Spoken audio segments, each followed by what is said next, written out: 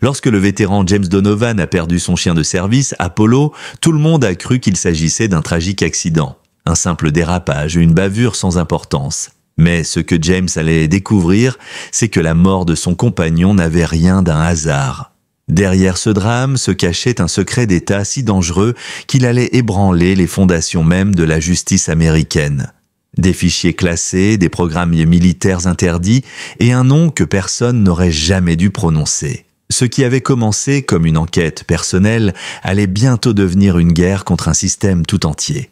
Et lorsque la vérité éclaterait, plus rien ne serait jamais comme avant. Restez bien jusqu'à la fin, car ce que James va découvrir sur Apollo va vous briser le cœur et vous redonner foi en l'humanité. Mais avant de plonger dans cette histoire, prenez une seconde, aimez, partagez, abonnez-vous et dites-moi d'où regardez-vous cette vidéo. J'adore voir jusqu'où voyagent nos histoires. Pendant 20 ans, James Donovan avait protégé l'Amérique contre les menaces venues de l'étranger sans jamais imaginer qu'un jour, la balle fatale viendrait de ceux censés protéger chez eux. Ce soir-là, le soleil couchant projetait de longues ombres sur le trottoir d'une banlieue paisible, tandis qu'une flaque de sang s'étendait lentement sur son jean.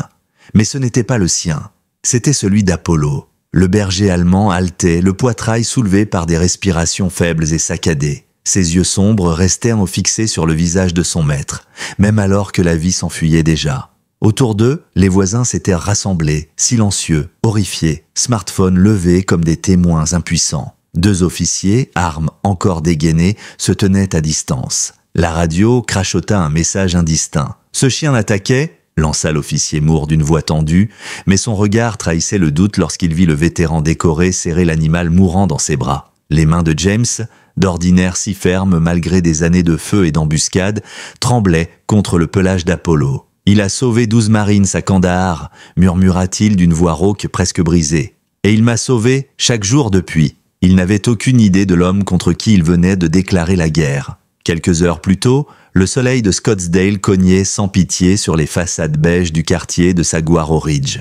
Sur le perron de sa maison impeccable, James Donovan observait le voisinage avec cette vigilance propre à ceux qui n'oublient jamais le champ de bataille. 53 ans, colonne droite, épaules carrées, regard en alerte. Les réflexes d'une vie passée dans les forces spéciales ne s'effacent jamais complètement. Ce quartier tranquille représentait pour lui une sorte de sanctuaire. Après 30 années passées dans les opérations clandestines, décoré de 4 Purple Hearts et de médailles dont peu connaissaient la nature exacte, il avait choisi cet endroit pour suivre le conseil de son thérapeute. Stabilité et silence. Apollo vint se placer à sa gauche, son corps musclé s'adossant contre la jambe de son maître. Ce contact, ce simple poids chaud, suffisait à ancrer James dans le présent. Le berger allemand était bien plus qu'un chien, il était son rempart contre les nuits sans fin, contre les souvenirs de poussière, de cris et de feu. La main calleuse de James glissa machinalement sur la tête du chien, suivant la cicatrice à l'oreille gauche, souvenir d'une explosion en Afghanistan, la même qui avait laissé des éclats de métal dans l'épaule de Donovan. « Encore une journée d'enfer, mon vieux », murmura-t-il d'une voix rocailleuse, celle d'un homme habitué à crier des ordres dans le vacarme des hélicos ou à murmurer des coordonnées dans la radio d'un avant-poste perdu. Les voisins ne voyaient en lui qu'un veuf discret promenant son chien.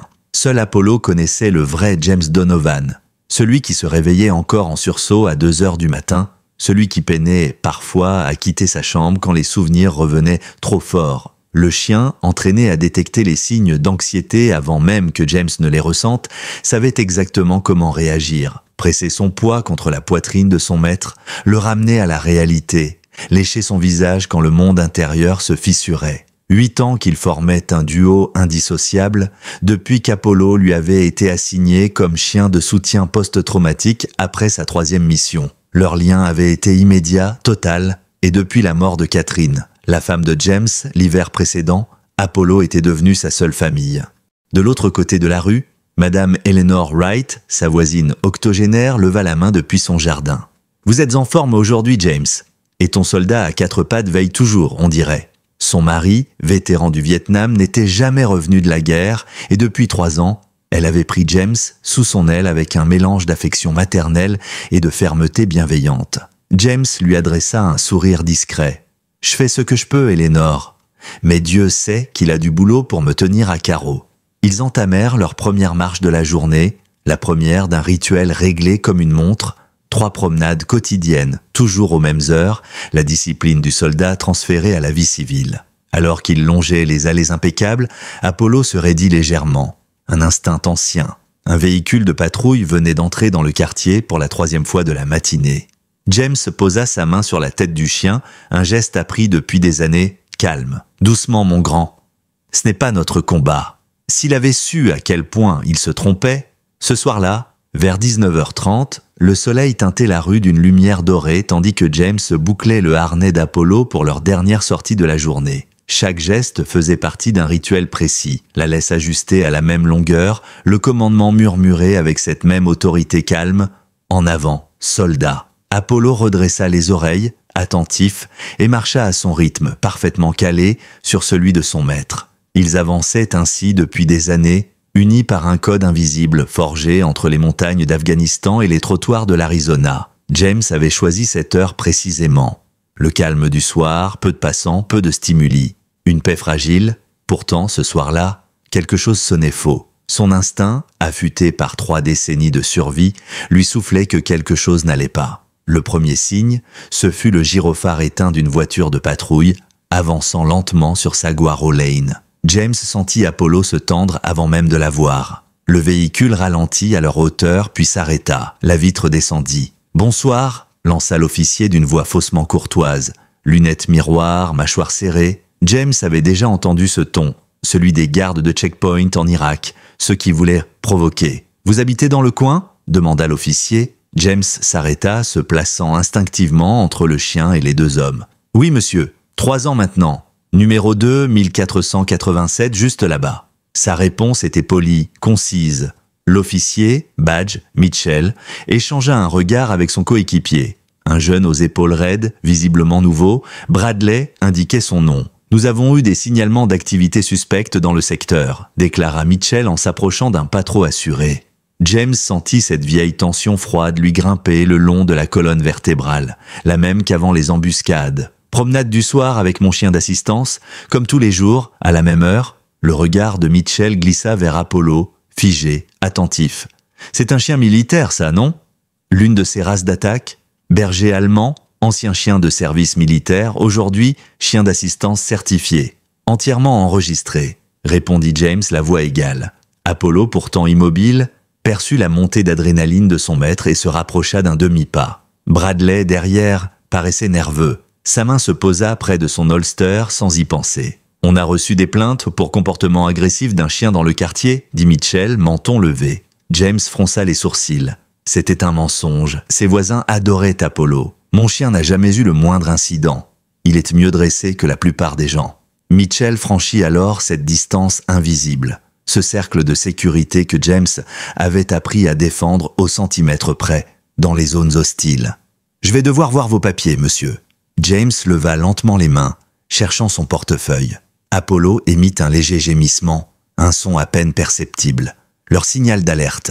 Danger imminent. « Faites reculer votre animal !» aboya Mitchell en posant la main sur son arme. « Il est déjà sous contrôle !» répondit James calmement. « Il réagit à votre agressivité. Si vous reculez d'un pas, tout se passera bien. Contrôlez votre chien maintenant !» hurla Mitchell. « Officier Mitchell !» dit James, sa voix prenant ce ton d'ordre qu'on n'oublie jamais. « Apollo est un chien d'assistance militaire.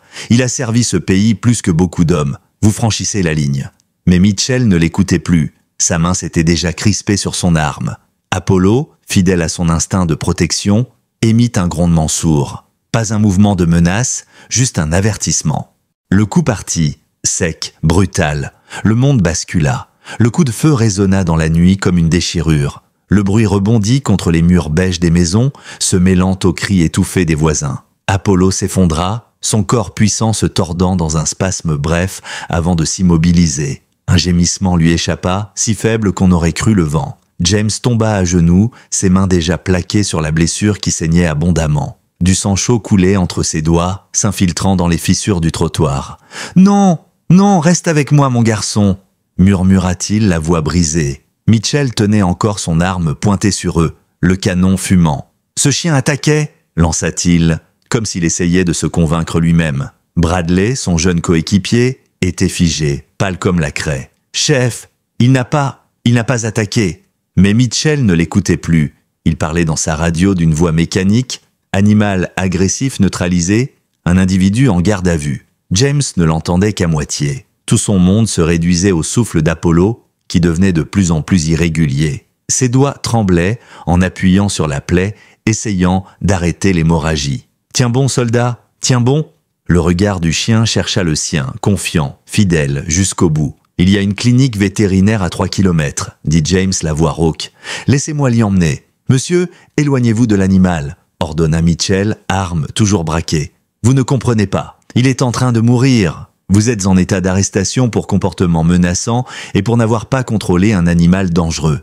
Bradley tenta. Ryan, il faut qu'on appelle une ambulance vétérinaire, pas l'arrêter. Tais-toi, bleu, hurla Mitchell sans le regarder. James leva les yeux, et dans ce regard, il y avait quelque chose que Mitchell ne comprit pas. Un calme terrible, celui d'un homme qui avait vu la mort de près et qui ne la craignait plus. Dans un autre contexte, il aurait déjà neutralisé ces 2 policiers. Mais pas ce soir. Pas tant qu'Apollo respirait encore, des portes claquèrent, des téléphones filmaient, la scène entière se grava dans la mémoire du quartier.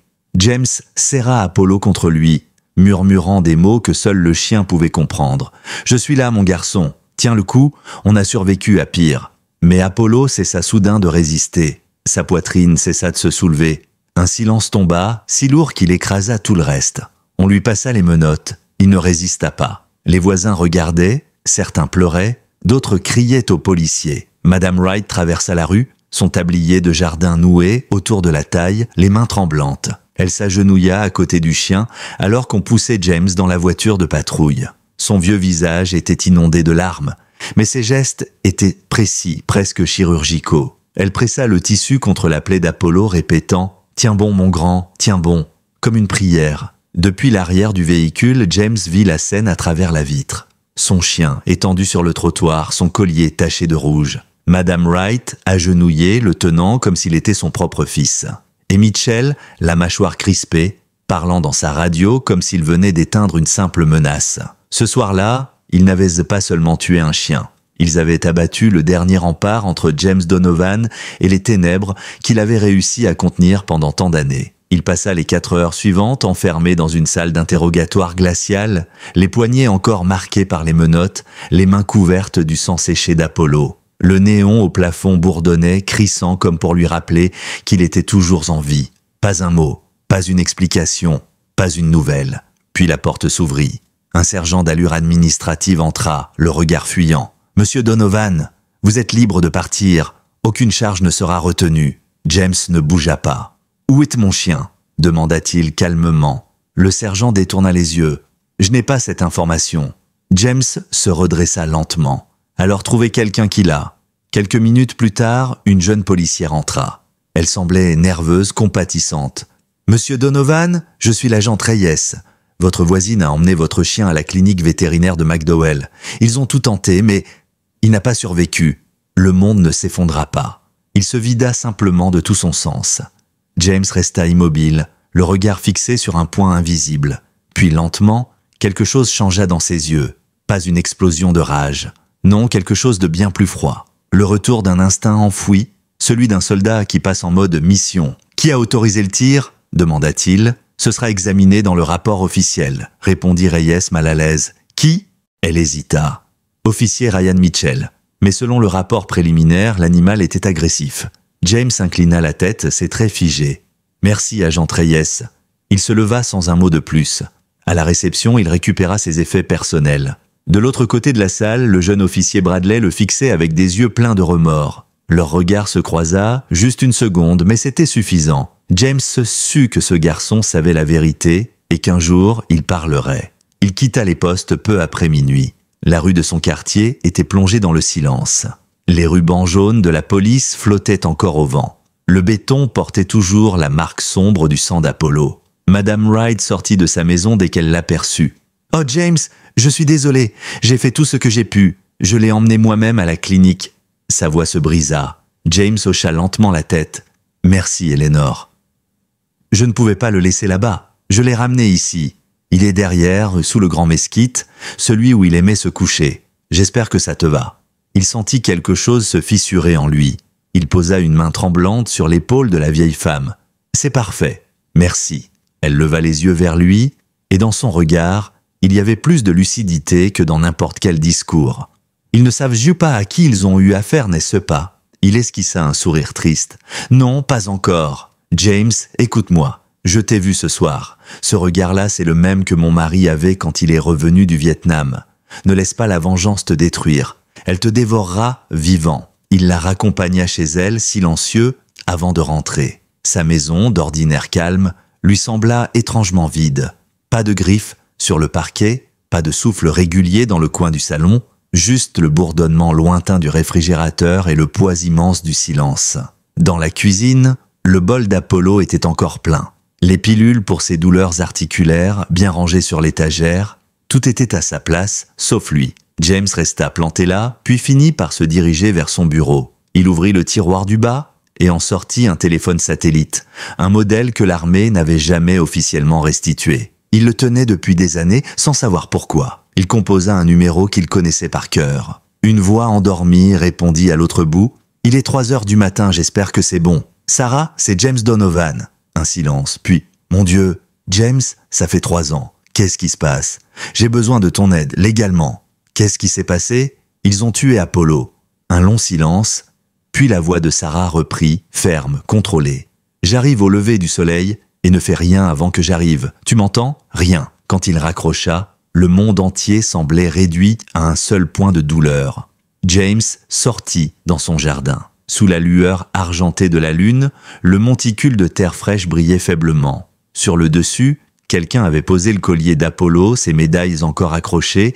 Il tomba à genoux et pour la première fois depuis des années, pleura. Des sanglots muets, secs, comme des éclats d'obus arrachés du passé. À l'aube, il était encore là, assis devant la tombe, le regard perdu. Quand Sarah Patterson gara sa voiture dans l'allée, il se leva lentement, le visage ravagé, mais le regard à nouveau clair. Sarah Patterson n'avait pas changé. Toujours la même silhouette mince, les cheveux tirés en chignon, la même assurance tranquille de ceux qui savaient lire un dossier avant même de l'ouvrir. Avocate militaire devenue juriste indépendante, elle avait défendu James à l'époque où ses missions frôlaient la zone grise du droit international. Entre eux, il y avait un respect forgé dans la poussière des tribunaux militaires et des opérations classées secret défense. Elle gara sa voiture devant la maison et s'avança lentement. James, debout près du mesquite, se tenait droit malgré la fatigue. Le soleil du matin peignait son visage de lumière dure. « Je suis désolé, James, dit-elle simplement. Pas de discours, pas de phrase creuse, juste ça. » Et il hocha la tête. Elle observa le jardin, la terre encore fraîche. « J'ai vu la vidéo, » ajouta-t-elle. Il la regarda surpris. Elle circule déjà sur les réseaux. Quelqu'un du quartier a tout filmé. Mitchell a tiré sans provocation. Le département essaie déjà d'étouffer l'affaire. James resta immobile, les mâchoires serrées. Bien sûr qu'ils essaient. Ils se couvrent, comme toujours. Sarah sortit une tablette et ouvrit la vidéo. L'image tremblait, captée depuis un Porsche. On voyait James tenant Apollo en laisse, calme, puis la montée de tension, le cri de Mitchell, et enfin, le tir. Aucun signe d'agression, rien, juste un chien loyal qui avait obéi. Sarah verrouilla l'écran. C'est clair, usage excessif de la force. Mais ça ne suffira pas. Le chef de la police a déjà publié un communiqué parlant de danger imminent. « Danger imminent », répéta James avec un rire amer. C'est ce qu'il disait à Kandahar chaque fois qu'il tuait un civil par erreur. Les mots changent, les mensonges restent. Sarah soupira. « Je peux lancer une action en justice, mais si tu veux la vérité, pas seulement la justice, il va falloir creuser plus profond. » James leva les yeux. « Qu'est-ce que tu veux dire ? Mitchell n'a pas tiré par hasard. Ce type a un dossier chargé. Plainte de brutalité, rapport falsifié, disparition de preuves, et il est protégé. Par qui ? Par le chef du département Alan Griggs, ancien du SWAT. On dit qu'il a des liens avec plusieurs sociétés de sécurité privées. Et certaines d'entre elles ont reçu d'étranges contrats fédéraux ces dernières années. Le regard de James se durcit. Il connaissait ce genre de schéma. Des sociétés sous-traitantes ou d'anciens militaires recyclaient leurs méthodes en toute impunité, protégés par des réseaux d'influence. Griggs couvre ses hommes, dit-il lentement. Et Mitchell couvre Griggs. Sarah acquiesça. Et pour que cette chaîne tienne, ils vont te peindre comme un vétéran instable. Le profil parfait, traumatisé, dangereux, obsédé par son chien. James serra les poings. Ils peuvent te dire ce qu'ils veulent. Mais s'il pense que je vais laisser ça passer, il se trompe. Sarah posa sa main sur son avant-bras. Je te connais? Ne fais rien d'irrationnel. Laisse-moi enquêter officiellement. Toi, tu restes en retrait. Il la regarda, un éclat de douleur dans le regard. Tu veux que je reste en retrait pendant qu'ils effacent son nom, pendant qu'ils effacent lui? Je veux que tu restes en vie. Elle sortit une clé USB de sa poche et la posa sur la table du patio. C'est la copie de la vidéo originale et un dossier sur Mitchell. Mais fais attention, James. Si tu remues cette boue, tu ne pourras plus revenir en arrière. Il prit la clé. Je ne compte pas reculer. Cette nuit-là, James ne dormit pas. Il s'installa dans son bureau, la clé USB branchée sur son vieil ordinateur portable. Le visage de Mitchell s'afficha sur l'écran, accompagné d'un dossier épais, plaintes internes, 2 enquêtes suspendues, un usage excessif de la force ayant entraîné la mort d'un adolescent 2 ans plus tôt, classé sans suite. Mais quelque chose retint l'attention de James. Un nom récurrent dans les rapports. Saguaro Security Services. Une société locale de sécurité privée basée à 20 km de là. Fondée par un certain Alan Griggs. Le même Griggs. Et selon les documents, Mitchell faisait partie de leur personnel de conseil, avant d'intégrer la police municipale. James sentit le puzzle commencer à se former. Ce n'était pas une simple bavure, c'était un système. Et Apollo n'avait été qu'une victime de plus dans une longue liste d'abus couverts par l'uniforme.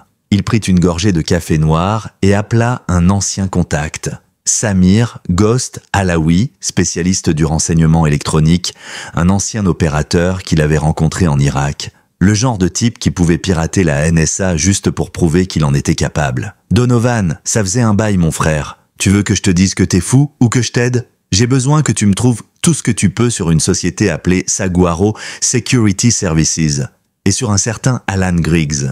Officiellement ou à la vieille manière. Comme à l'époque, discret, rapide et sans témoin. Ça me manquait. Donne-moi 12 heures. » Quand il raccrocha, James resta seul dans le noir, observant la photo d'Apollo posée sur son bureau. Il se souvenait du jour où le chien avait sauté dans l'hélicoptère à Kandahar, des éclats d'obus, de la poussière qui brûlait les poumons. Ils avaient survécu ensemble à la guerre. Et c'était ici, dans un quartier tranquille de l'Arizona, qu'on avait abattu son frère d'armes. À l'aube, son téléphone vibra. Un message de Ghost. Trouvez des trucs. Pas net. Griggs a plusieurs contrats de sécurité fédéraux. Travaux sous-traités à Saguaro Security. Financement lié à un certain sénateur Whitley. Et Mitchell a fait partie d'une unité spéciale de Griggs avant sa nomination. On parle de dossiers disparus, d'armes non enregistrées. Tu veux que je continue? James répondit, continue. Mais fais attention, ce ne sont pas des amateurs. Il se leva, noua ses bottes, et observa la tombe d'Apollo à travers la fenêtre. On va leur faire payer, mon vieux, murmura-t-il. Pas avec des balles, avec la vérité. Ce même matin, au poste de police, l'officier Bradley entra dans le bureau de Griggs. Le chef de la police, un colosse au regard de prédateur, l'attendait derrière un bureau de chêne. « Vous vouliez me voir, chef ?»« Oui, Bradley. Asseyez-vous. » Le jeune homme obéit. Griggs alluma un cigare, inspira lentement, puis parla d'une voix douce. « J'ai lu ton rapport, et j'ai remarqué que tu n'avais pas mentionné d'agression du chien avant le tir. Parce qu'il n'y en a pas eu, monsieur. » Griggs le fixa. Ce n'est pas ce que dit l'officier Mitchell, et c'est lui, le témoin principal. Avec tout le respect, monsieur, la vidéo... Griggs posa brutalement son cigare. La vidéo ne sortira jamais. Et si tu tiens à ta carrière, tu ferais bien de te rappeler que ton sergent a raison. Bradley déglutit.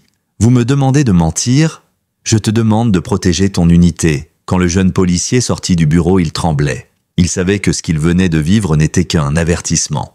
Et il savait aussi qu'un homme comme James Donovan n'allait pas se taire. Le soleil se couchait sur le désert, teignant le ciel d'un rouge sang. James se tenait à la lisière de la zone industrielle, face au bâtiment anonyme, où un panneau effacé indiquait encore « Saguaro Security Services ».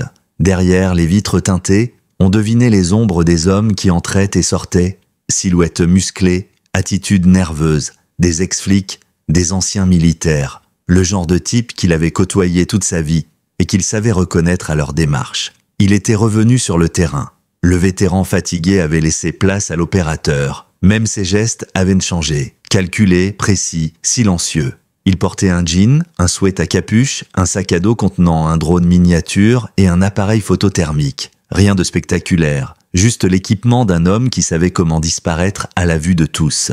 De sa position, il observa le balai des véhicules pendant 1 heure entière. À chaque arrivée, il notait les plaques, les visages, les horaires, l'efficacité froide d'un professionnel. Puis, il envoya un message à Ghost. « J'ai trouvé leur repère. Besoin de savoir qui finance ces opérations et qui ils protègent exactement. » Quelques secondes plus tard, la réponse arriva. Trace de paiement depuis un fonds fédéral discret. Nom de code, Phoenix Shield.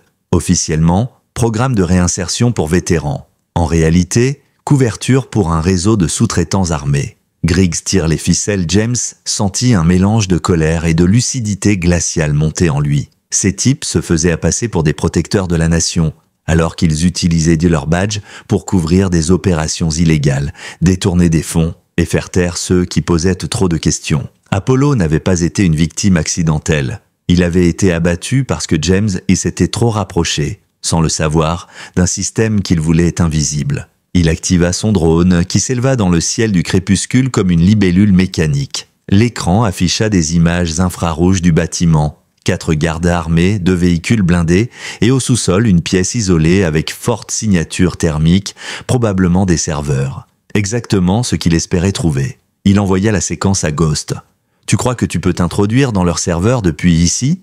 Trop risqué sans point d'accès. Mais si tu peux me brancher un relais, je peux aspirer toutes leurs données en moins de 3 minutes. » Reçu. James observa la fachada, 2 caméras, une patrouille toutes les 10 minutes et une porte latérale ouverte par intermittence pour faire entrer les véhicules. Plan établi, risque calculé, exécution prévue à 2 heures. Pendant ce temps, Sarah Patterson restait en ville s'activait sur un autre front. Elle venait d'obtenir les rapports internes du poste de police. En les comparant à la vidéo du voisin, les incohérences sautaient aux yeux. Heures modifiées, témoignages tronqués, suppression de séquences vidéo de la caméra piéton de Mitchell. Elle prit une grande inspiration et composa un numéro. « Ici le bureau du procureur du comté. C'est Monsieur Patterson. J'ai des éléments concernant une falsification de rapport de police. J'aimerais parler au procureur adjoint Keller. » La secrétaire hésita. « Je suis désolé, il est en déplacement jusqu'à lundi. » Sarah fronça les sourcils. « Alors prévenez-le qu'il aura sur son bureau, dès demain matin, un dossier complet sur un homicide dissimulé sous couvert de légitime défense. Et que s'il ne veut pas que son nom soit associé à ce scandale, il fera mieux de m'écouter avant Griggs. » Elle raccrocha et ferma son ordinateur. Tout se jouait maintenant sur 2 fronts. La vérité légale et la vérité brute que James allait chercher, là où la loi ne voulait pas regarder. 2 heures.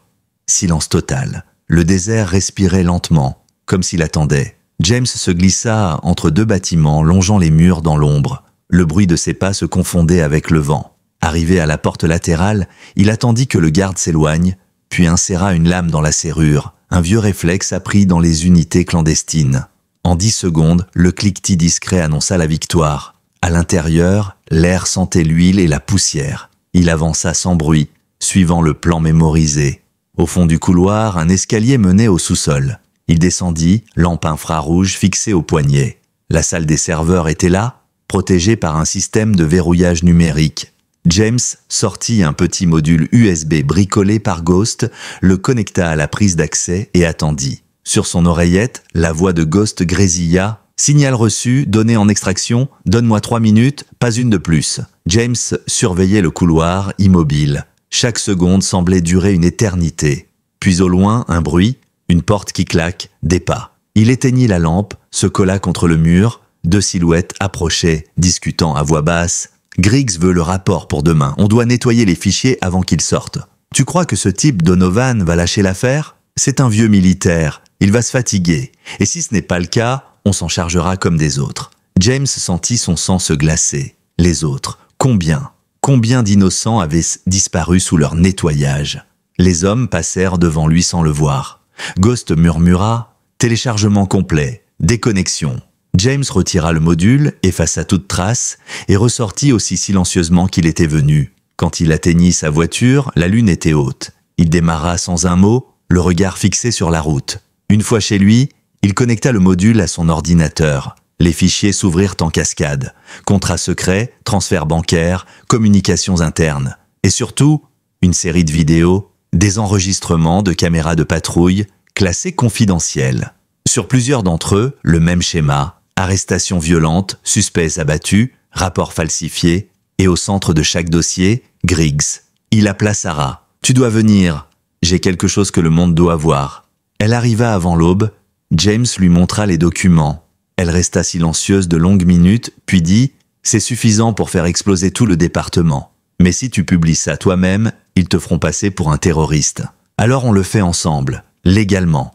Et si la loi ne suit pas, on trouvera une autre voie. » Au même moment, au poste central, Mitchell entra dans le bureau de Griggs. Il avait mauvaise mine, cernes creusées, regard instable. « Chef, on a un problème. Ce type Donovan, il enquête. Il a contacté une avocate et on dit qu'il a des relations haut placées. » Griggs haussa les épaules. « Alors on règle ça avant qu'il parle. » « Comment ?» Le chef de police écrasa son cigare dans le cendrier. Un vétéran instable, traumatisé par la mort de son chien, s'il dérape, personne ne sera surpris.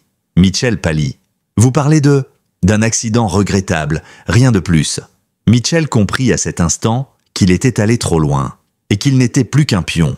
Les jours qui suivirent furent une course contre la montre. James sentit la pression monter comme une torsion sourde dans la poitrine. Chaque coup de téléphone, chaque message pouvait être une embuscade. Ghost continuait d'extraire des données, Sarah martelait les procédures légales et James, lui, continuait d'ajouter des pièces au dossier comme on aligne des munitions avant une mission. Il connaissait désormais la logique. Plus il s'approchait du cœur du système, plus la riposte serait brutale. Et Griggs n'avait jamais été du genre à tolérer qu'on s'immisce dans ses affaires. Un soir, alors qu'il compilait un énième tableau de transfert bancaire et d'entrée de log, son téléphone vibra. Un numéro anonyme. Il hésita puis décrocha. La voix à l'autre bout tremblait, à la fois jeune et pressée. « C'est Bradley, il faut qu'on se voie. Maintenant. » James sentit une pointe d'espoir mêlée à un frisson d'inquiétude. Le jeune officier avait tenu bon et voulait parler. Ils convinrent d'un rendez-vous discret dans un parc situé à 10 km de la ville, loin des regards. Bradley arriva en retard, les cernes accusées, l'uniforme froissé comme après une nuit blanche. Quand il s'assit face à James, ses mains tremblaient légèrement. « Je suis désolé », commença-t-il sans préambule. « J'ai essayé de me taire. J'ai eu peur pour ma carrière, pour ma vie. Mais je n'ai pas pu.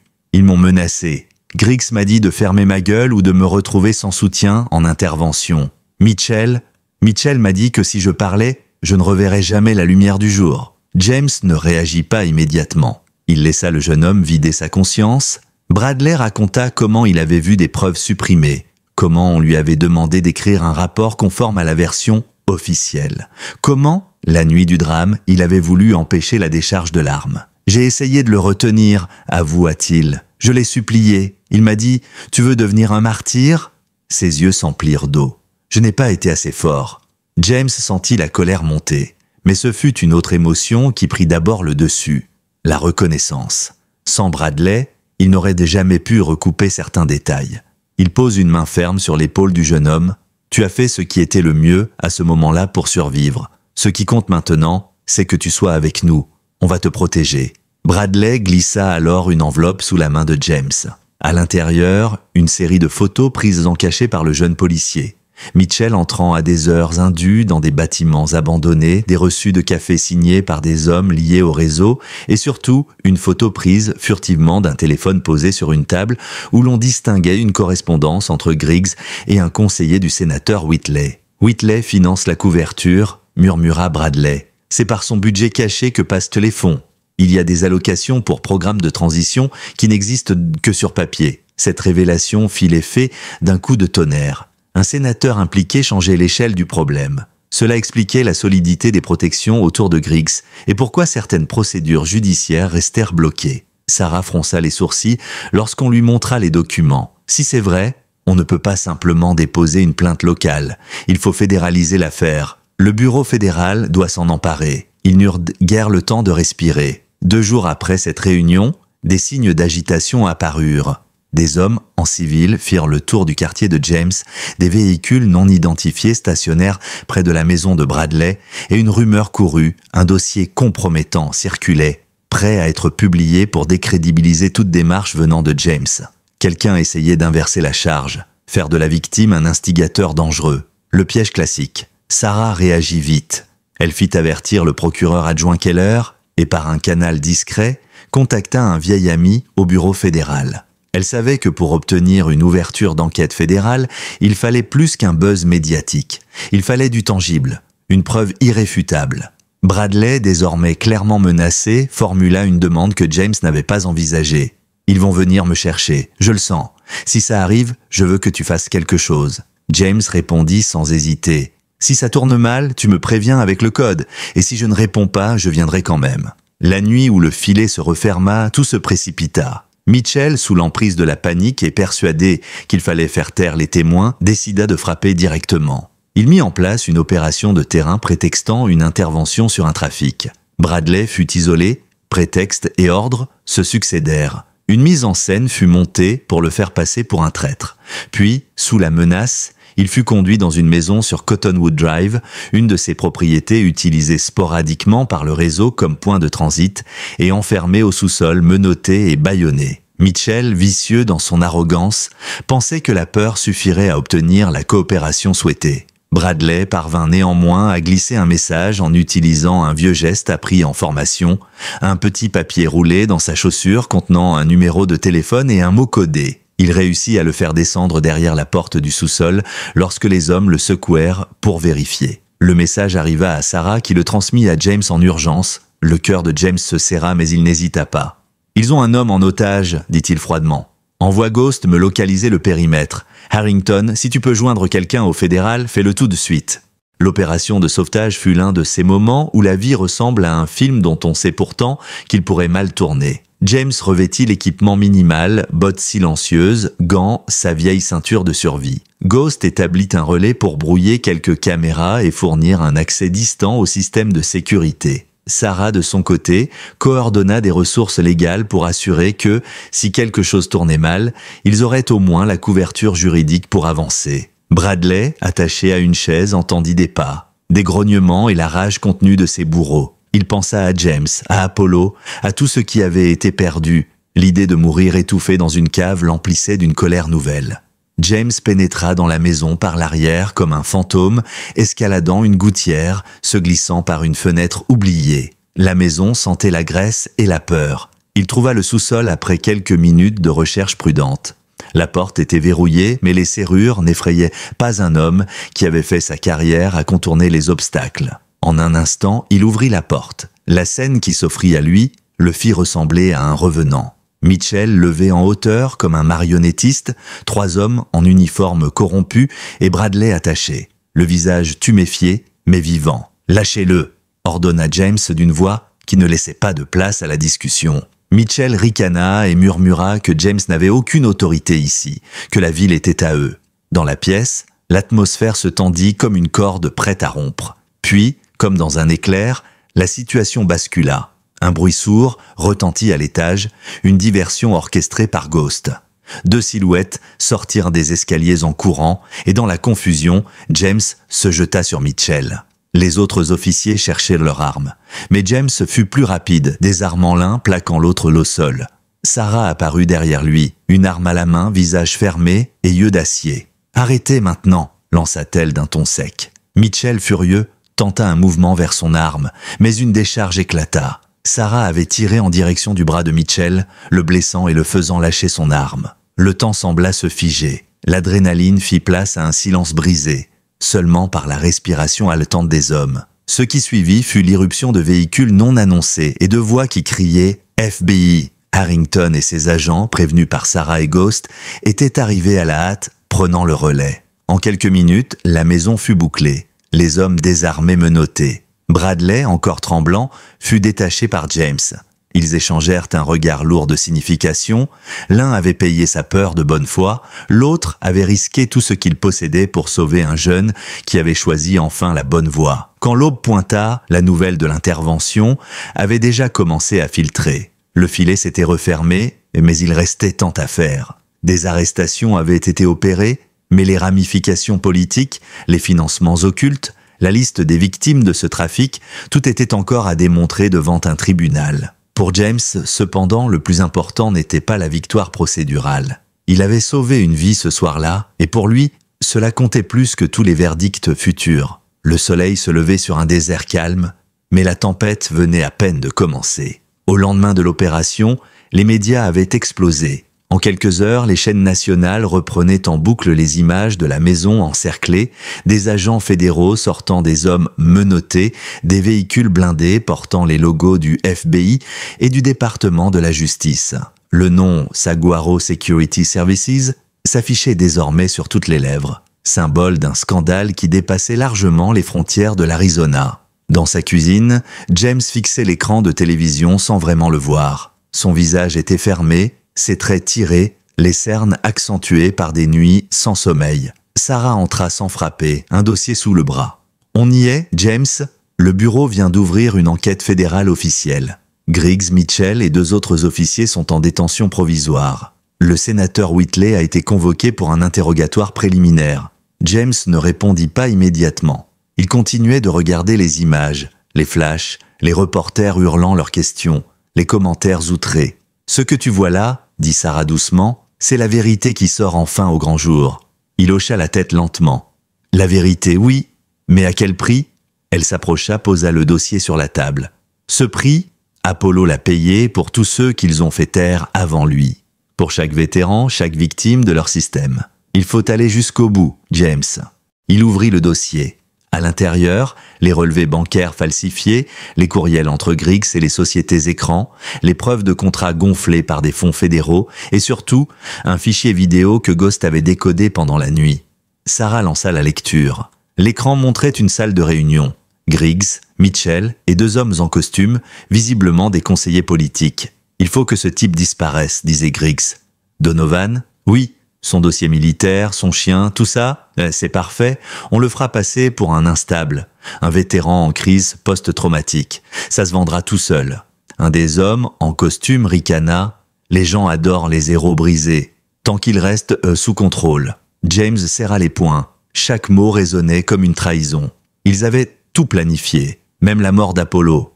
Sarah envoie ça directement au bureau et à la presse, qu'ils sachent qui ils ont abattu. Au siège local du FBI, les agents fédéraux s'activaient. L'enquête venait de franchir un cap. Bradley, désormais sous protection, avait livré un témoignage complet. Ghost, caché dans un réseau anonyme, envoyait en continu des données extraites des serveurs. Chaque fichier révélait un pan nouveau du réseau. Trafic d'armes, blanchiment, intimidation de témoins. Griggs et ses hommes n'étaient pas seulement corrompus, ils étaient au cœur d'une structure de sécurité parallèle financée par des budgets officiels et protégée par la hiérarchie. Un certain agent Morales, prit contact directement avec James. Grand, calme, regard franc. « Monsieur Donovan, je ne vais pas vous mentir, ce que vous avez fait est illégal. Mais sans vous, on n'aurait jamais eu assez de matière pour ouvrir cette enquête. Vous avez mis à nu quelque chose qui dépasse le simple meurtre d'un chien. Vous avez exposé un système. » James croisa les bras. « Je ne cherche pas les remerciements. Je veux que justice soit rendue, pour Apollo, et pour ceux qu'ils ont détruits avant lui. » Morales hocha la tête. « Vous l'aurez, mais il va falloir rester prudent. Les ramifications politiques sont énormes. Il y aura des pressions, des menaces. Certains vont essayer de vous salir, de vous présenter comme un homme instable. » James eut un sourire amer. Ce serait pas la première fois. Pendant les semaines qui suivirent, l'affaire prit une ampleur nationale. Les journaux titraient « Corruption et trahison, le scandale Saguaro, un vétéran révèle un réseau de sécurité illégale. Quand le silence tue, l'histoire d'Apollo, le chien héros. » Des anciens militaires commencèrent à contacter Sarah. Certains avaient de travailler avec Griggs dans d'autres États, d'autres avaient de vu leur dossier disparaître mystérieusement après avoir dénoncé des abus. Le scandale prenait des airs de purge. Dans la petite maison de Scottsdale, James regardait cette agitation avec un mélange de fierté et de fatigue. Tout ce qu'il voulait, au fond, c'était se recueillir près de la tombe d'Apollo sans sentir la rage lui brûler la poitrine. Chaque soir, il venait s'y asseoir, un verre à la main, parlant au silence, comme s'il s'adressait encore à lui. « On a touché quelque chose de grand, mon vieux, mais je donnerais tout pour t'avoir encore là. » C'est ce soir-là qu'il eut l'idée. Il alla chercher le vieux collier d'Apollo, celui qu'il avait trouvé taché de sang. Il nettoya chaque médaille, puis nota sur un carnet quelques lignes qu'il relut plusieurs fois. Le lendemain, il appela Sarah. « Je veux créer une fondation. »« Une fondation ? Oui, en mémoire d'Apollo. Pour les chiens de service, pour les vétérans, pour ceux qu'on oublie après la guerre. » Sarah sourit. « C'est une belle idée. Comment tu veux l'appeler ?» Il leva les yeux vers la tombe. « The Apollo Project. » Pendant ce temps, à Washington, le sénateur Whitley faisait face à la presse. Sous le feu des questions et dans son arrogance habituelle, s'était effrité. Je nie toute implication directe dans les opérations de Saguaro Security. Ces contrats étaient gérés par des sous-traitants. Mais les journalistes avaient déjà reçu les documents que Sarah et Ghost avaient rendus publics. Des courriels portant sa signature, des virements vers des comptes offshore. En moins de 24 heures, Whitley était forcé de démissionner. Griggs, lui, refusait de parler. En détention, il gardait le silence, persuadé qu'un accord politique le sauverait. Mais un matin, Morales entra dans sa cellule avec un dossier sous le bras. Il le posa sur la table. « On a tout, Griggs. Les vidéos, les transferts, les témoins, et Mitchell a commencé à parler. » Le chef de police leva enfin les yeux, furieux. « Vous croyez qu'un vétéran brisé et son chien mort vont faire tomber tout un système ?» Morales le fixa froidement. « Non. Ce qui va vous faire tomber, c'est que ce vétéran a fait ce que vous avez oublié de faire, servir son pays. » Quelques semaines plus tard, le procès s'ouvrit. James y assista, silencieux, dans la salle d'audience bondée. Les familles des victimes, des vétérans, des journalistes, tout le monde était là. Sarah plaida avec une clarté implacable, exposant les manipulations, les dissimulations, les crimes couverts. Quand la vidéo où Griggs planifiait le meurtre d'Apollo fut diffusée, un silence absolu envahit la pièce. Même les jurés détournèrent le regard. À la fin, Griggs fut condamné à 20 ans de prison fédérale. Mitchell, lui, écopa de 10 ans après avoir collaboré. Le réseau fut officiellement démantelé. Mais pour James, la victoire avait un goût amer. Il savait qu'aucun verdict ne ramènerait son compagnon. Sarah l'accompagna dehors, sous un ciel d'un bleu pur. Les caméras crépitaient, les gens l'applaudissaient. Il s'arrêta, leva brièvement la main, puis se tourna vers elle. « C'est fini ?» demanda-t-il. Elle hocha doucement la tête. « Non » répondit-il. « Ce n'est jamais fini, mais c'est un début. » 3 mois avaient passé depuis le verdict. L'agitation médiatique s'était apaisée, mais les traces du scandale restaient partout, dans les journaux, les plateaux télé, les conversations entre vétérans. À Scottsdale, la maison de James respirait à nouveau. Les rubans de police avaient disparu, remplacés par des fleurs, des lettres et des médailles laissées anonymement devant le portail. Des inconnus venaient y déposer des colliers de chiens, des photos de compagnons tombés, des mots simples. Pour Apollo, le vrai héros, pour la première fois depuis longtemps, James sentit la paix approcher, même timidement. Mais il savait qu'il ne pouvait pas en rester là. Un matin, il invite Sarah et Bradley dans son salon. Ghost, fidèle à son habitude, était en ligne via un écran, une tasse de café à la main. « Je vous ai réunis parce qu'il est temps de passer à la suite », dit James calmement. Le combat judiciaire est terminé, mais la guerre des âmes, elle, continue. On doit faire quelque chose pour ceux qui reviennent de là-bas et qu'on oublie, pour ceux qui ont besoin d'un Apollo pour tenir debout. Sarah hocha la tête, émue. « Tu parles du projet dont tu m'avais parlé ?»« Oui, The Apollo Project. » Une fondation à but non lucratif pour financer la formation et l'adoption de chiens d'assistance pour les anciens militaires souffrant de stress post-traumatique. Et pas seulement ça, on veut aussi offrir un centre de réinsertion, un lieu où les vétérans peuvent se reconstruire. Bradley, désormais réintégré dans la police avec un statut de lanceur d'alerte, sourit faiblement. « Tu veux bâtir une armée, mais de guérisseurs cette fois. » James esquissa un sourire. « Exactement. » Ghost ajouta, depuis l'écran, « J'ai déjà mis la main sur un site parfait. Ancienne base d'entraînement désaffectée à 20 km d'ici. Terrain sécurisé, bâtiment solide, accès facile. Et j'ai une liste de donateurs prêts à participer dès que tu officialises le projet. Tu as tout ça ? Tu crois que je dors, moi ? Répondit Ghost avec un clin d'œil. Le lancement eut lieu 6 semaines plus tard. Sous une grande tente dressée sur le terrain réhabilité, des vétérans, des familles, des journalistes et des dresseurs de chiens étaient réunis. Sur une estrade improvisée, une banderole blanche portait le logo du projet, un profil de berger allemand stylisé, entouré d'une étoile, avec ces mots gravés en dessous « They saved us once, now we save them ». Quand James prit la parole, le vent du désert soufflait doucement. Sa voix était calme, grave, marquée par les années. Il y a des héros qu'on célèbre et d'autres qu'on oublie. Apollo était de ceux qui ne cherchaient ni médaille, ni gloire. Il voulait juste veiller. Aujourd'hui, ce projet est là pour que chaque vétéran ait un compagnon comme lui. Un lien qui rappelle qu'on n'est jamais complètement brisé tant qu'on aime encore. Un silence ému suivit, puis des applaudissements. Les caméras captèrent chaque mot, chaque geste. Mais le moment le plus fort fut celui qu'on n'avait pas prévu. Une jeune dresseuse, Une femme aux cheveux noirs attachée en queue de cheval s'approcha de James avec un chiot berger belge sable dans les bras. Il avait à peine 8 mois, les yeux vifs, le regard curieux. « Celui-ci vient d'un refuge du Nouveau-Mexique », dit-elle. « Il a été abandonné après avoir perdu sa première famille. » On pensait que... Peut-être... Elle hésita. James s'accroupit, caressa doucement la tête du chiot. L'animal leva le museau, le renifla, puis posa sa patte sur son genou, comme s'il le reconnaissait. « Comment il s'appelle » demanda James d'une voix adoucie. « Il n'a pas encore de nom » répondit la jeune femme. Un long silence. Puis James murmura « Shadow ». Le chiot pencha la tête comme s'il approuvait. Sarah sourit. Un nom parfait. L'ombre d'Apollo, mais aussi sa lumière. Les semaines suivantes, le centre prit forme. Des vétérans commencèrent à arriver, envoyés par des associations, des hôpitaux militaires ou simplement venus d'eux-mêmes après avoir vu le reportage sur le projet. Certains portaient leurs cicatrices visibles, d'autres invisibles. Certains parlaient, d'autres restaient de silencieux, mais tous trouvaient quelque chose ici. Un lieu où on ne les jugeait pas, où un chien venait s'asseoir à côté d'eux sans poser de questions. James passait ses journées à superviser les entraînements, à parler avec les instructeurs, à écouter les anciens. Shadow grandissait à ses côtés, apprenant vite. Il ressemblait à Apollo sur certains gestes. La manière de s'asseoir droit, la façon de tourner la tête quand James parlait, mais il avait aussi sa propre énergie, plus vive, plus fougueuse. Et quelque part, cela convenait à James.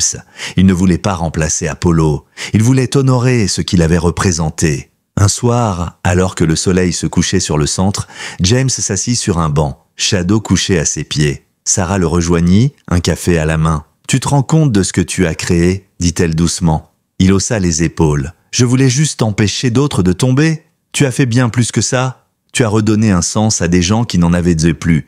Tu t'es sauvé, James. » Il la regarda, puis leva les yeux vers le ciel rougi. « Peut-être, » murmura-t-il. « Mais au fond, c'est lui qui m'a appris à le faire. » Shadow leva la tête, posa son menton sur la jambe de son maître. James sourit. Pour la première fois depuis longtemps, ce sourire n'était pas un masque, mais le calme n'allait pas durer. Quelques jours plus tard, Ghost appela en urgence. « On a un problème », dit-il d'un ton grave. « Quelqu'un fouille nos serveurs. Quelqu'un d'assez haut pour que le FBI bloque temporairement l'accès à certaines données du dossier Griggs. Et il y a des rumeurs, un autre nom est ressorti. Quelqu'un au département de la Défense. » Sarah pâlit. « Tu veux dire que le réseau ne s'arrête pas à Griggs ?»« Non, » répondit Ghost. « Il n'était qu'un pion. Et le vrai joueur vient de bouger. » James sentit la colère froide revenir, celle qu'il croyait enterrée. Il regarda Shadow puis Sarah. « Alors, on recommence, » dit-il calmement. « Tu veux dire ?» Il hocha la tête. « Oui, le projet Apollo n'était que le début. Maintenant, on va chercher la racine du mal. » Le vent du désert portait encore la chaleur du jour. James se tenait devant la clôture du centre, les bras croisés, le regard fixé sur la ligne d'horizon. À ses pieds, Shadow, devenu plus grand, plus sûr de lui, observait le moindre de ses gestes. La voix de Ghost grésilla dans son oreillette. « J'ai vérifié 3 fois, James. Les intrusions sur nos serveurs ne viennent pas d'un hacker civil. C'est une requête masquée depuis un nœud militaire classifié. Département de la Défense, Division Sécurité Stratégique. » James fronça les sourcils. « Pourquoi un service militaire s'intéresserait à une enquête close ? Parce qu'elle n'est pas close, mon vieux. Les données que tu as récupérées chez Saguaro contenaient des fragments d'un autre programme, effacés depuis. Quelque chose appelé Opération Sentinelle. Et d'après ce que j'ai pu trouver, Griggs n'était qu'un maillon dans une chaîne bien plus ancienne. » Sarah, qui venait d'arriver, capta la dernière phrase. « Opération Sentinelle ? Jamais entendu parler. » « Normal, » répondit Ghost. « C'est enterré sous des couches de secret défense, mais j'ai retrouvé des bribes dans des rapports classés, contrats d'armement, transferts à l'étranger et une série de missions de sécurisation expérimentale. Toutes liées à des anciens militaires recyclés dans des compagnies privées. » James inspira profondément. Le même schéma revenait encore et encore, des hommes de l'ombre utilisant la guerre comme business, transformant les vétérans en pions, les chiens en outils et la loyauté en marchandises. « Qui dirige ça ?» demanda-t-il. Ghost hésita avant de répondre. « Le nom codé est Hawthorne, et d'après ce que j'ai vu, il siège aujourd'hui à Washington. Un général devenu consultant stratégique, et c'est lui qui a couvert les opérations de Griggs. » Un silence pesa entre eux. Sarah finit par dire doucement « Si tu vas contre lui, tu t'en prends à l'État, James.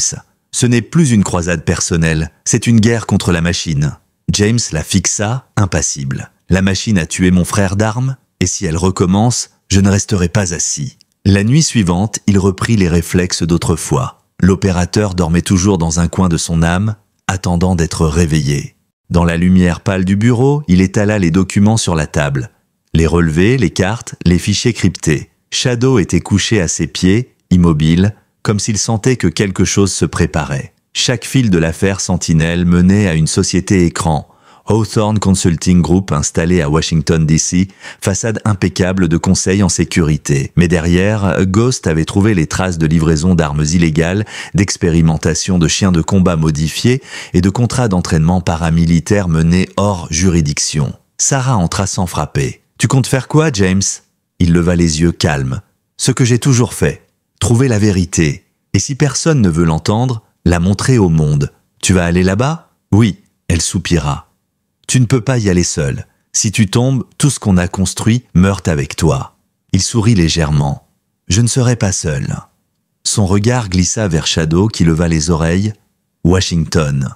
3 jours plus tard, James traversait les rues de la capitale, casquette basse, silhouette fondue dans la foule. Ghost guidait depuis une liaison chiffrée, donnant les itinéraires, les horaires, les angles morts des caméras de sécurité. L'immeuble de Hawthorne Consulting était tout ce qu'il détestait. Verre, acier et arrogance. Le genre de tour où la corruption se cachait derrière des sourires polis. James entra en simple visiteur, badge temporaire au cou, prétexte d'entretien d'embauche. Il connaissait les codes, les postures, la manière de respirer comme un civil. Mais à l'intérieur, tout son être restait alerte.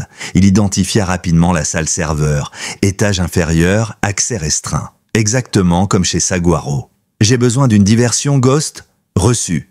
Donne-moi 30 secondes. » Un instant plus tard, les alarmes incendie retentirent à l'étage supérieur. Les employés sortirent précipitamment. James profita du chaos pour se glisser dans le couloir vide et insérer une clé USB dans le port de maintenance. « Liaison établie », annonça Ghost. « Extraction en cours. »« Oh, bordel, James, tu ne vas pas aimer ça. »« Quoi ?»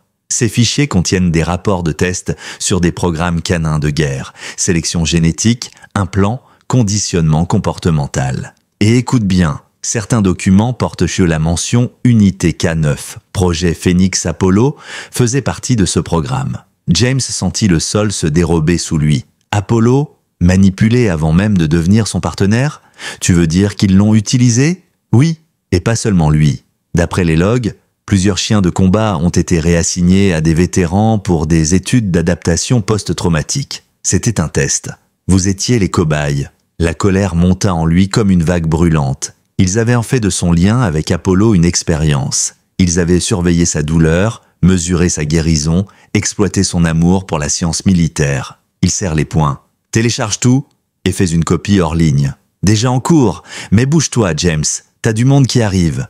2 hommes en costume venaient d'apparaître au bout du couloir. Sécurité interne. Ils parlaient dans leurs oreillettes. James retira la clé, la cacha dans sa manche et marcha d'un pas assuré vers la sortie d'urgence. « Monsieur, vous ne pouvez pas être ici. Je me suis perdu, désolé. » Mais leur regard disait autre chose, il savait. Le premier tenta d'attraper son bras, réflexe militaire. James pivota, bloqua, frappa. 2 gestes, nets, silencieux. Le second recula surpris, puis dégaina un taser. James l'envoya au sol d'un coup de coude. L'alarme incendie couvrit tout. Il s'élança dans l'escalier, traversa le hall en courant, se fondit dans la foule des évacués. Dehors, il monta dans un taxi sans se retourner. « Ghost, t'as tout ? » « Oui. »« Et ce que j'ai vu, c'est monstrueux. Ils ont des fichiers de suivi comportemental sur toi et Apollo depuis Kandahar. Les données viennent directement de bases militaires. Le programme Phoenix était une expérience de liaison émotionnelle pour les unités traumatisées. Il voulait en prouver que le lien homme-chien pouvait être utilisé comme outil de contrôle psychologique. James resta silencieux, puis murmura « Ils ont voulu fabriquer des soldats incapables de désobéir, même après la guerre. » Exactement. Et devine qui a validé les financements ? Ghost marqua une pause. Le général Hawthorne. De retour à Scottsdale, James regardait les fichiers sur son écran, les mains tremblantes. Chaque mot, chaque graphique, chaque photo confirmait l'impensable. Apollo n'avait jamais été libre, et lui non plus. Sarah entra, les traits tendus. « C'est pire que ce qu'on pensait. Si ça sort, c'est une bombe politique. Mais si on garde ça secret, ils continueront. Alors on ne garde rien, on expose tout. Tu comprends que ça pourrait te coûter ta liberté, peut-être ta vie? James hocha la tête. Ce serait un prix faible comparé à ce qu'ils ont pris. Il leva les yeux vers la fenêtre. Dehors, le vent faisait onduler le sable et Shadow se tenait immobile, fixant la tombe d'Apollo. « Il m'a appris une chose, » dit James d'une voix basse, « la loyauté n'a de valeur que si elle sert la vérité. » Il se tourna vers Sarah. « Prépare tout, on fait tomber le général. » La nuit était tombée sur Scottsdale et pourtant James n'avait pas bougé de son bureau. L'écran illuminait son visage, les yeux fixés sur le flot de fichiers qui défilaient. Rapports secrets, schémas militaires, correspondances entre hauts gradés. Tout ce qu'ils avaient dû soupçonner était là, noir sur blanc. Projet Sentinelle, application comportementale de binôme, homme-chien, objectif, stabilité émotionnelle, obéissance tactique. Et dans la marge d'un document, signé de la main même du général Hawthorne, une note froide. Donovan et Apollo, réussite partielle. Suivi à long terme recommandé. Sujet à réévaluer en cas de dégradation psychologique. Ce fut comme une lame dans la poitrine. Il n'était pas un soldat loyal. Il avait été une variable. Et Apollo, son frère d'armes, son ange gardien, n'était qu'un prototype. Sarah entra sans bruit. Elle savait déjà à la façon dont il tenait le papier ce que ces lignes signifiaient. « Je suis désolé, James. » Il hocha lentement la tête. Ils l'ont utilisé. Et quand il a cessé de leur servir, ils l'ont effacé. Alors on va les faire tomber. Il releva les yeux, glacial. Pas eux, lui, le général Hawthorne. Ghost avait déjà commencé la contre-offensive numérique. Depuis un serveur crypté, il diffusait par vagues successives les fichiers du projet Sentinelle à des journalistes indépendants, à des ONG de défense animale et à des associations de vétérans. Mais il y avait un risque. Ces données sont trop explosives, prévint-il. Ils vont réagir. Je détecte déjà des mouvements étranges autour de toi. Des drones civils, mais équipés de brouilleurs. Et il y a une voiture stationnée devant ton portail depuis 1 heure. James regarda par la fenêtre, une berline noire, moteur éteint. 2 silhouettes à l'intérieur. Ils sont déjà là. Sarah blêmit. Tu crois qu'ils vont tenter quelque chose? Non, dit-il en enfilant sa veste. Je sais qu'ils vont tenter quelque chose. À Washington, le général Hawthorne apprenait la fuite de données. Son visage, dur comme la pierre, resta impassible, mais ses doigts tambourinaient sur le bureau. Qui a laissé passer ça? Un conseiller s'approcha tremblant.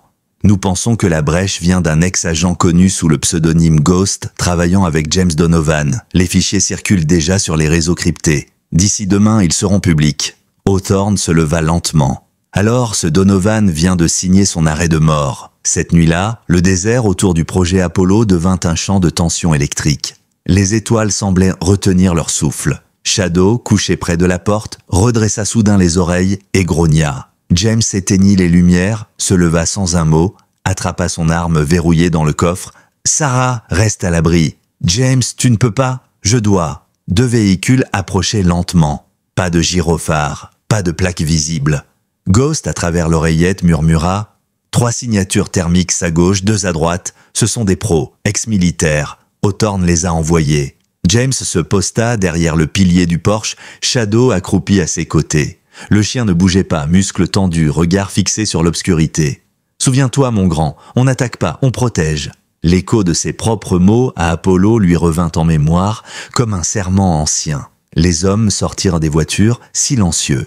Des ombres armées se déployant autour de la maison. James les laissa avancer, observant leur trajectoire. Il savait ce qu'ils allaient tenter, neutraliser, interroger, effacer. Quand le premier franchit la clôture, il déclencha le projecteur arrière. Une lumière aveuglante inonda le terrain. Shadow bondit dans la confusion, attrapa le bras d'un des assaillants et le plaqua au sol.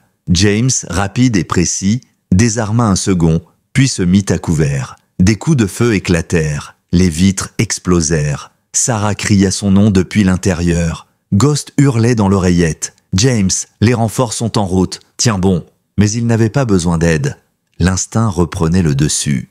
Le soldat, le dresseur, le survivant, tout ce qu'il était redevenait une seule entité. Chaque mouvement était fluide, calculé. Shadow, parfaitement synchronisé, obéissait au moindre geste sans un mot. En quelques minutes, les hommes étaient neutralisés. 2 blessés, un inconscient. James s'avança vers le dernier debout, un colosse au visage couvert de poussière. « Qui t'envoie » L'homme cracha du sang. « Tu sais déjà ?»« Dis-le. Hawthorne, il veut récupérer les disques. » James hocha la tête, glacé. « Alors il va venir lui-même. » Le lendemain matin, la vidéo du projet Sentinelle avait fait le tour du pays. Les chaînes d'information diffusaient en boucle les documents prouvant les manipulations génétiques et psychologiques, les expérimentations sur des vétérans et leurs chiens. Le gouvernement niait, le Pentagone se murait dans le silence. Mais l'opinion publique, elle, avait déjà jugé. Hawthorne tente une dernière manœuvre. Lors d'une conférence de presse improvisée, il déclara « Ces documents sont falsifiés. Un vétéran instable, mentalement atteint, a manipulé l'opinion. Les prétendus fichiers Phénix ne sont qu'un tissu de mensonges. » Mais il n'avait pas prévu ce qui suivit. Quelques heures plus tard, Ghost mit en ligne une vidéo, un enregistrement daté de 2016, montrant Hawthorne lui-même dans une salle de briefing. « Nos soldats ne sont plus fiables. Les émotions les freinent. Ces chiens de combat, eux, obéissent sans faille. Imaginez si nous pouvions lier l'un à l'autre. Un soldat sans peur, sans remords, sans hésitation. Le monde entier vit cette scène. Et ce fut la fin. Hawthorne fut arrêté 2 jours plus tard, en fuite dans un hangar privé du Maryland. Les agents fédéraux le trouvèrent au sol, brûlant ses documents. Lorsqu'on l'interrogea, il ne parla pas. Mais James, depuis Scottsdale, n'avait pas besoin de l'entendre. Il savait déjà que certains monstres ne regrettent jamais.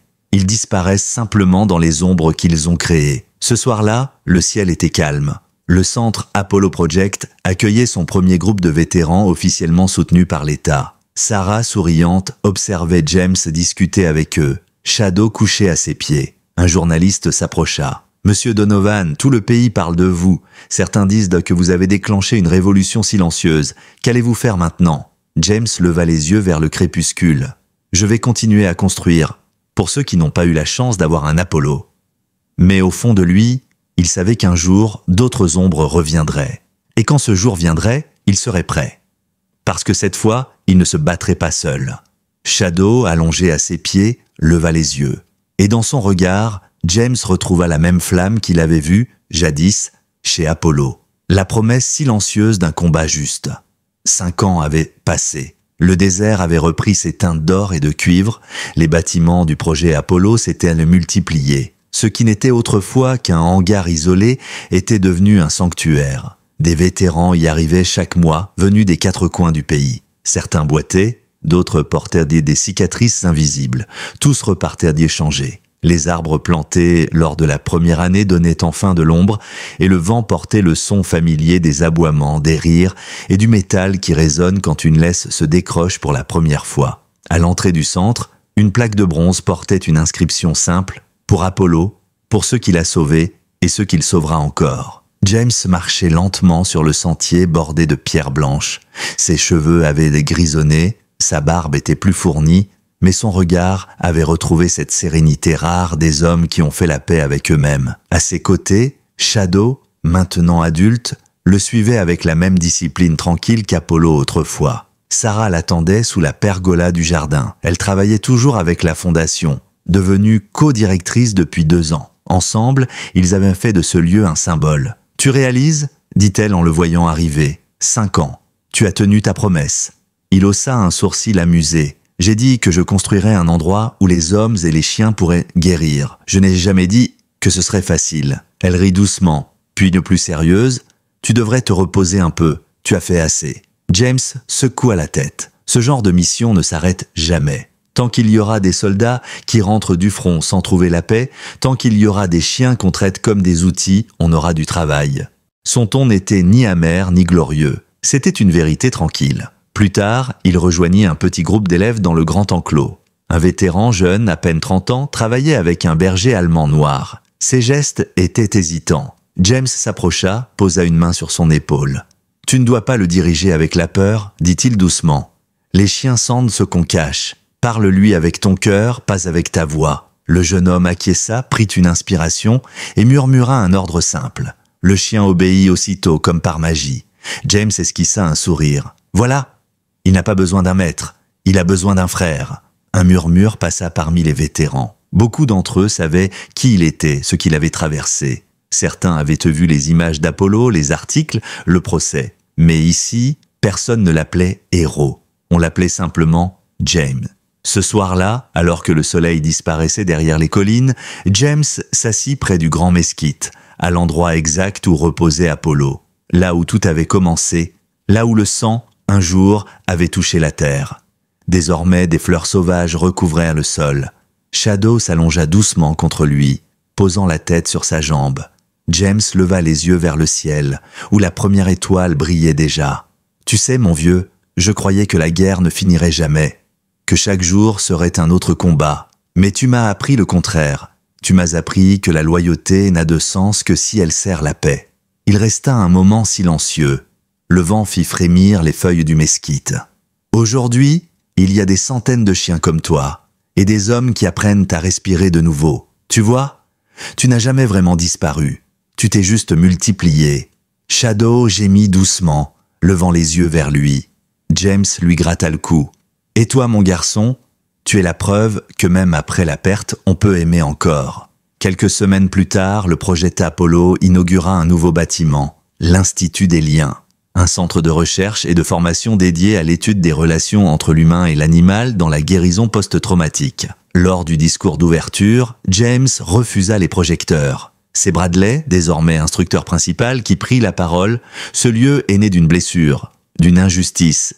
Mais il est devenu un foyer, parce qu'un homme a refusé de laisser la douleur être la dernière trace de son histoire, parce qu'il a choisi de transformer la perte en espoir. Puis il ajouta, en regardant James dans la foule, « Ce qu'Apollo a commencé, nous continuerons à le bâtir, pas avec des armes, avec des cœurs. » Le soir venu, quand tout le monde fut parti, James resta seul devant la stèle d'Apollo. Le vent du désert soufflait doucement, apportant l'odeur du sable et des fleurs. Il se parle à lui-même comme il le faisait souvent. « Tu vois, mon frère, ils sont prêts, le monde change. Peut-être qu'un jour, on n'aura plus besoin de soldats ni de chiens pour réparer les hommes. Peut-être qu'on apprendra enfin à ne plus les briser. » Il se leva, observa le ciel où la voie lactée s'étirait comme une cicatrice lumineuse. Puis, en murmurant presque, « Repose en paix, Apollo, mission accomplie. » Shadow se redressa, fixant le ciel à son tour.